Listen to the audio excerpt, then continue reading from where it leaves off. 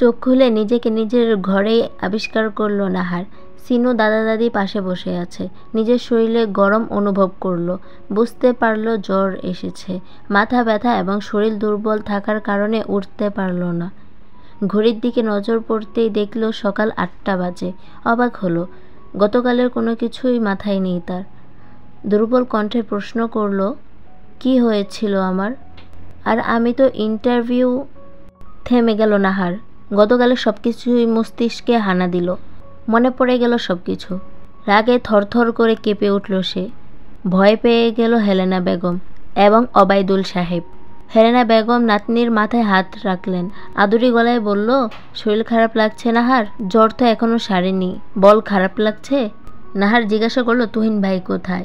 রাগের আভাস দেখা গেল হেলেনা বেগম এবং অবায়দুল্লাহ সাহেবের মুখ জুড়ে। তারা বলল, জেলে। দাদুর দিকে সুরজ চোখে তাকালো নাহার। মাথা নিচু করে আছেন তিনি। কথা বাড়ালো না নাহার। ফ্রেশ হবে বলে তাদের ঘর থেকে বের করলো। পর মুহূর্তে আবার মাথায় প্রশ্ন নাড়া দিল, সে কিভাবে বাড়িতে এলো? জ্ঞান হারানোর আগে কোনো একজন সুঠাম দেহ অধিকারী পুরুষের বাহু ধরে নিজেকে দেখেছিল। মুখ দেখতে পায়নি। সিনু এখনো ঘরে, তাই তাকেই প্রশ্ন করে বসলো, আমাকে কে বাসায় দিয়ে গেছে ভাই? অন্য সকল বাচ্চাদের থেকে কিছুটা আলাদা সিনু। সবসময় চুপচাপ থাকে। বোন ছাড়া কারোর সাথে কথা বলে না। অন্য মানুষের থেকে দূরত্ব বজায় রাখে। সে বলল, আমি তাকে চিনি না আপু। নাহার বলল, আচ্ছা। হাজারটা প্রশ্ন মাথায় নিয়ে ফ্রেশ হতে ওয়াশরুমে ঢুকলো নাহার। ভাবতে সেই অচেনা মানুষটি না থাকলে তার কি হতো। ঘৃণার সর্বাঙ্গ ঘুলিয়ে উঠল নাহারের। বৃষ্টি না থাকলে হয়তো সে নিজেই উচিত শিক্ষা দিতে পারত তুহিনকে। বৃষ্টির কথা মাথায় আসতেই ভয়ে চুপসে যায় নাহার। বৃষ্টির প্রতি আতঙ্ক সৃষ্টি হয়েছে তার ভেতরে। মনে করতে চায় না সে। এইরকম কোনো এক বৃষ্টিতেই সিনুকে পেয়েছিল সে। ফ্রেশ হয়ে ঘর থেকে বের হতেই কারো শক্ত হাতের থাপ্পড়ে মেঝেতে ছিটকে পড়ে নাহার। দুর্বল শরীরে থাপ্পড় আরও দুর্বল করল তাকে। শরীফা বেগম তেড়ে আসে নাহারের দিকে। তাকে আটকে ফেলে অবায়দুল সাহেব। হেলেনা বেগম তোলে নাহারকে, বসায় সোফায়। বিশ্রীভাবে গালি দিতে শুরু করে শরীফা বেগম। ধমকে উঠে অবায়দুল সাহেব। তাতেও থামে না শরীফা বেগম। সে বলতে লাগলো, অপায়া মেয়ে, তোর জন্য আমার ভাই ঘর ছেড়েছে। এখন আমার ছেলেটার পিছনে পড়ছিস। মা যেমন ছিল চরিত্রহীন, মেয়েও তেমন হয়েছে। নাহার মুখ বুজে সহ করে, কিন্তু শরীফা বেগমের শেষ কথা শুনে নাহারের চোখ রক্ত লাল হয়ে যায়। শান্ত কণ্ঠে সে বলে, অতীত টেনে আনতে চাইছো ফুফু? মুহূর্তে থেমে যায় শরীফা বেগম। তেজ না কমিয়ে নাহারকে বলে, আমার ছেলেকে কেন ফাঁসিয়েছিস? এক্ষুনি চল আমার সাথে, কেস তুলে নিবি। নাহার বলল, লজ্জা হওয়া উচিত তোমার ফুফু। কেস তুলব না আমি, যদিও বা আমি কেস করিনি। তোমার কি একটুও খারাপ লাগে না ফুফু আমার জন্য? আমি তো তোমার নিজের ভাতিজি। তোমার ছেলে ছোটবেলা থেকে নানাভাবে আমাকে হেনস্থ করে এসেছে। বলো, তোমাকে আমি এসব বলিনি? বলো। তুমি তখনও আমাকে দোষারোপ করেছ। আর গতকাল যখন তোমার ছেলে আমার সম্মানের দিকে হাত বাড়ালো, তখন কি ওকে জেলে দেওয়া উচিত হয়নি? তুমি যদি ছোট থেকে ওকে শাসনে রাখতে, তাহলে আজও নিজের মামাতো বোনের সাথে এমন কিছু করার সাহস পেত না। আমি কেন, অন্য কোনো মেয়ের সাথেই এমন কিছু করার সাহস পেত না। তোমার জন্য তোমার ছেলে এখন এমন হয়েছে ফুফু। ওর শাস্তি পাওয়া আবশ্যক। অসুস্থ শরীরে এত কথা বলার কারণে আরও অসুস্থ হয়ে যায় নাহার। অবায়দুল সাহেব কথায় নাহারকে ঘরে নিয়ে যায় হেলেনা বেগম। যাওয়ার আগে নাহার একবার তাকায় ফুফুর দিকে। তোমার ছেলে যথাযথ শাস্তির ব্যবস্থা করব আমি শরীফা। আমি যদি প্রথমেই কোনো পদক্ষেপ নিতাম তাহলে এত সাহস দেখাতো না। ভেঙে পড়লেন শরীফা বেগম। তুহিন একমাত্র আদরের ছেলে তার। কোনো কিছু কমতি রাখেননি কখনো। বিয়ের কয়েক বছর পর তুহিনের আগমন। যে করেই হোক ছেলেকে জেল থেকে বের করবেন তিনি। অন্যদিকে অদ্রিতকে আপাতত পর্যবেক্ষণ করছে অর্জু। পার্টি অফিসে এসেছে, দেখছে রেগে আগুন হয়ে আছে অদ্রিত। দলের কয়েকটা ছেলে ইতিমধ্যে রাগের শিকার হয়েছে।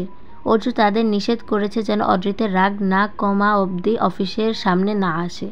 অর্জু, আমি একজন মন্ত্রী হয়েও যদি কোনো মেয়েকে তুলে এনে বিয়ে করি তাহলে কি হবে? চোখ দুটো রসগোল্লার মতো বড় বড় হয়ে যায় অর্জুর। অদ্রিত তার দিকেই উত্তরের আশায় তাকিয়ে আছে। শুকনো ঢোক গিল অর্জু। অদ্রিত ফের বলল, ওই মেয়েকে তুলে এনেই বিয়ে করতে হবে।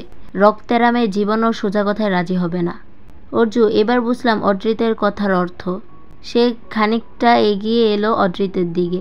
তারপর অদ্রিতকে ভালো করে দেখল। বুড়ো কুচকে ফেলল অদ্রিত। স্যার, প্রস্তাব পাঠান আগে। আপনি মন্ত্রী, অবশ্যই ম্যাডামের পরিবার রাজি হবে। এটা বলার জন্য আমার মুখের সামনে আসলে তুমি?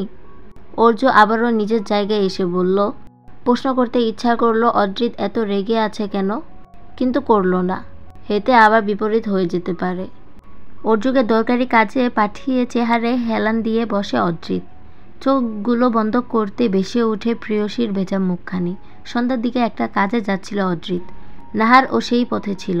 হঠাৎ নাহারের সামনে 3টে ছেলেকে দেখে অবাক হয়েছিল অদ্রিত। তার উপর আবার নাহার ভিজছে বৃষ্টিতে। দূর থেকে তুহিনকে দেখে স্বস্তি পায়। তুহিন যে নাহারের ফুফাতো ভাই সেটা জানে, কিন্তু যখন ভালো করে সব কিছু দেখলো মাথায় রক্ত উঠে গেল অদ্রিতের। তড়িৎ সে নাহারের কাছে এলো, তাকে গাড়িতে বসিয়ে দিয়ে ফিরল তুহিনের পানে। তুহিন আশা করেনি মন্ত্রীকে দেখবে এই সময় এই জায়গায়। তুহিনের সাথে থাকা ছেলেগুলো তৎক্ষণাৎ পালাতে চায়, কিন্তু অদ্রিতের সাথে থাকা গার্ডগুলো তৎক্ষণাৎ ঘিরে ফেলে তাদেরকে। ইচ্ছে মতো মারে তুহিনকে অদ্রিত, পারলে মেরে ফেলে, কিন্তু গার্ডরা তাকে আটকে দেয়। তারা পুলিশ স্টেশনে নিয়ে যায় তাদের।